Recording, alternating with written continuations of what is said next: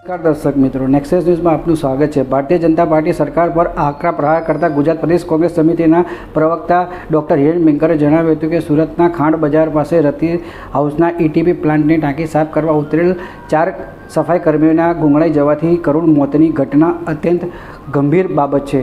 સફાઈ સ્વચ્છતાના નામે કરોડો રૂપિયાની જાહેરાતો કરતી ભારતીય જનતા પાર્ટીની સરકારની રાજમાં ગટર સફાઈમાં શ્રમિકો મોતને ભેટી રહ્યા છે। મેન્યુઅલ સ્ક્વેવિંગ સેપ્ટિક ટાંકી ગટર સફાઈ જેવી અમાનવીય અને અપમાનજનક પ્રથાની કામગીરી ગુજરાતમાં હજુ પણ યથાવત છે। તો આવો સાંભળીએ આ વિશે કોંગ્રેસના પ્રદેશ પ્રવક્તા ડૉક્ટર હિરેન બેંકરે તેમણે વધુમાં આ બાબતને લઈને શું કીધું। ગુજરાતમાં સફાઈ કર્મચારીઓના અવારનવાર મોતની ઘટનાઓ સામે આવતી જોવા મળે છે। સરકારને વારંવાર રજૂઆત કરવા છતાં પણ આ ઘટનાઓ ક્યાંય રોકાવાનું નામ લેતી નથી। સુરતના ખાંડ બજાર પાસે રતિ હાઉસમાં ઈટીપી પ્લાન્ટની સફાઈ એટલે કે સેપ્ટિક ટેન્કની સફાઈ કરતી વખતે 4 સફાઈ કર્મચારીઓના મોતની ઘટના ગઈકાલે સામે આવી છે। આ પ્રકારની અમાનવીય વૃત્તિ, અમાનવીય કામગીરી, સેપ્ટિક ટેન્ક સાફ કરવી, ગટરમાં ઉતરવું, આ તમામ પ્રક્રિયાઓના અમાનવીય કામગીરીમાં ગુજરાતનો નાગરિક જોડાયેલો છે, યુવાન જોડાયેલો છે। અને શું કામ એને આ કામ કરવું પડે? કારણ કે ભારતીય જનતા પાર્ટીની ભ્રષ્ટ સરકાર આ યુવાનોને વૈકલ્પિક રોજગારી આપવામાં સદંતર નિષ્ફળ નીવડી છે। આધુનિકતાની બહુ મોટી મોટી વાતો કરીએ, જાહેરાતો કરીએ, તેમ છતાં પણ ગુજરાતમાં આ પ્રકારની કામગીરી સાથે જોડાયેલા 105 જેટલા પરિવારો છે। સરકારે જે પ્રકારના સર્વે કર્યા છે અને સર્વે પછી સરકાર પાસે તમામ વિગતો હોવા છતાં સરકાર આમાં કોઈપણ પ્રકારની કામગીરી કરતી નથી। સરકારની ના ઈચ્છાશક્તિ છે, ના સરકારની મનસા છે કે આ પરિવારોને ક્યાંક યોગ્ય ધંધા રોજગારમાં જોડીએ। આ અમાનવીય કામગીરીમાં આ પરિવાર છેલ્લા કેટલાય વર્ષોથી કામ કરી રહ્યા છે।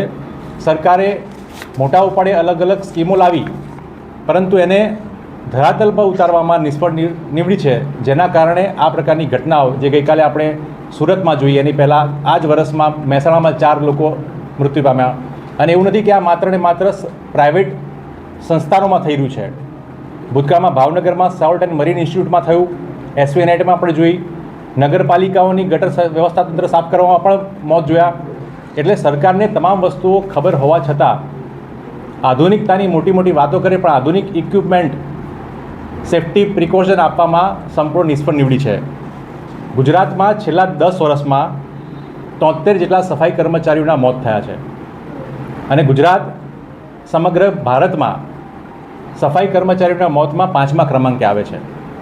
આ સફાઈ કર્મચારીઓ સારું જીવન જીવે, સારી જગ્યાએ નોકરી ધંધો કરે, સ્કિલ બેઝ રોજગારી કરે, એના માટેનો સર્વે કરવામાં આવ્યો। સરકારે સ્કીમો લોન્ચ કરી, પણ બહુ દુઃખ સાથે કહેવું પડે, સરકારના પોતાના આંકડા એવું કહે છે કે વર્ષ 2013 અને 2018માં થયેલા સર્વેમાં ગુજરાતમાં 105 જેટલા પરિવારો જોવા મળ્યા અને એમને સ્કિલ ડેવલપમેન્ટ ટ્રેનિંગ અને વન ટાઈમ ઇન્સેન્ટિવ આપવામાં સરકારે એક પણ પરિવારને છેલ્લા 10 વર્ષમાં રૂપિયો પણ આપ્યો નથી। એટલે સરકારની મનસા, સરકારની ઈચ્છાશક્તિ એ સ્પષ્ટ છે કે આ પ્રકારની અમાનવીય વૃત્તિમાં ગુજરાતનો યુવાન ખપ્યો રહે, એ ગટરમાં ઉતરે, ગટરમાં કામ કરે।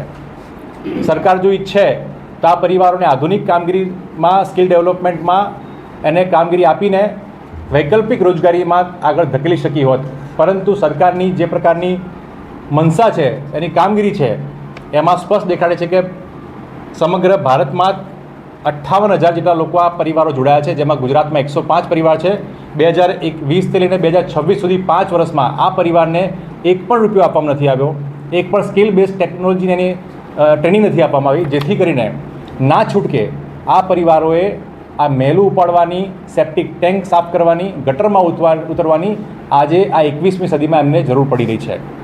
બીજી ખૂબ અગત્યની બાબત એ કે ગુજરાતની જે પ્રકારની આ કામગીરી કરી રહી છે, એમાં સરકાર 2025માં જે કમ્પ્લેન નોંધાય છે એ એક જ વર્ષમાં 28 જેટલી કમ્પ્લેનો આ ગટર સાફ કરવામાં થયેલા મોતની નેશનલ કમિશન ઓફ સફાઈ કર્મચારી એનું નેશનલ પોર્ટલ છે એના પર રજીસ્ટર થઈ છે. એટલે જે અત્યાર સુધીમાં માત્ર 73 જેટલા મોતની વાત હતી એ એક જ વર્ષમાં 28થી વધારે કમ્પ્લેનો એ નેશનલ કમિશનને મળે છે. નેશનલ હ્યુમન રાઇટ કમિશનને પણ આ બાબતે લેખિતમાં જાણ કરવા છતાં પણ ગુજરાતમાં કોઈ પણ પ્રકારના પગલાં લેવાયા નથી. આ પ્રકારની અમાનવીય પ્રવૃત્તિ છેલ્લા કેટલાય વર્ષોથી છેલ્લા 3 દાયકામાં ગુજરાત અવ્વલ નંબરે આવ્યું હતું. અત્યારના જે આંકડા પ્રમાણે બતાવી રહ્યા છે એમાં સ્પષ્ટપણે કે ગુજરાત હજુ પણ આ કામગીરીમાં સરકારની દખલગીરી ક્યાંય જોવા મળતી નથી.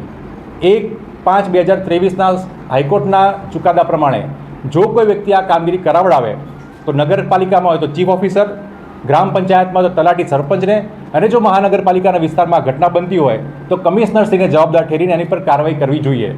પણ બહુ દુઃખ સાથે કહેવું પડે, આવો એક પણ દાખલો છેલ્લા 30 વર્ષના દાયકામાં ભાજપ સરકારે એ દાખલોરૂપ કામગીરી બેસાડી શકી નથી. એ ભાવનગરના સેપ્ટિક ટેન્કની ઘટના હોય, મહેસાણાની ઘટના હોય, રાજકોટની ઘટના હોય કે બરોડામાં 3 લોકો ગુજરી ગયા હોય કે એની પહેલાં ભરૂચમાં 3 લોકો ગુજરી ગયા હોય. આ ઘટનાઓ વારંવાર બની છે પણ સરકાર માત્ર હાથ પર હાથ ધરી રહી છે. એ સ્પષ્ટ દર્શાવે છે કે માનવ જીવનનું મૂલ્ય એ સરકાર સમજતી નથી. ગુજરાતનો યુવાન આજે ગટરમાં ઉતરવા મજબૂર બન્યો છે, તેમ છતાં સરકાર કશું કરતી નથી. એવામાં સુરતમાં જે ઘટના બની છે એની ગંભીરતાથી નોંધ લઈને એમાં આ એક્ટ અંતર્ગત એટલે કે મેન્યુઅલ સ્કેવેન્જિંગ એક્ટ અંતર્ગત કામગીરી કરવામાં આવે અને તાત્કાલિક ધોરણે જે 4 વ્યક્તિઓ ગુજરી ગયા છે એને 30 લાખની સહાય જે સુપ્રીમ કોર્ટે કહી છે એ મેન્યુઅલ સ્કેવેન્જિંગ એક્ટ અંતર્ગત એને ચૂકવવામાં આવી કોંગ્રેસ પક્ષ માંગ કરે છે. કોંગ્રેસના પ્રદેશ પ્રવક્તા ડૉક્ટર હિરેન મેંગર તેમણે ભારતીય જનતા પાર્ટીએ સરકારને આડે હાથે લીધા સરકારની જે નીતિ જે ચાલી રહી છે તેના વિશે તેની નીતિની પોલ ખોલી હતી. દર્શક મિત્રો, આવા જ સમાચાર જોવા માટે આપ અમારી ચેનલને લાઇક કરો, શેર કરો, સબસ્ક્રાઈબ કરો. દર્શક મિત્રો, જો તમે મારે આ અહેવાલને ફેસબુક પેજ પર જોઈ રહ્યા છો તો તમે મારા ફેસબુક પેજને ફોલો કરો. ઇન્સ્ટાગ્રામ પર જોઈ રહ્યા છો તો તમે અમારા ઇન્સ્ટાગ્રામ પેજને ફોલો કરો.